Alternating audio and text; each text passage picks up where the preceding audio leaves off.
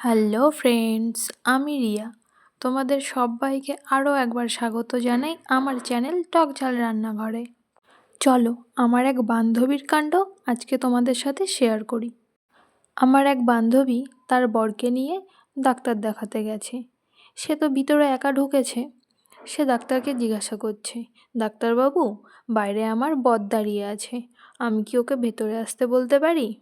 তখন ডাক্তারবাবু বলছে, আরে না না, আপনি আমাকে যেরকম মানুষ ভাবছেন আমি ওরকম মানুষই নই, আমি খুব ভদ্র মানুষ।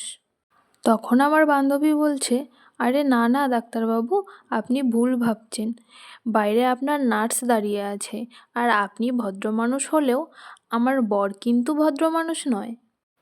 আর আমার বান্ধবীর কাছ থেকে এই কথা শুনে হাসতে হাসতে আমার তো প্রায় পেট ব্যথাই শুরু হয়ে গেছিল।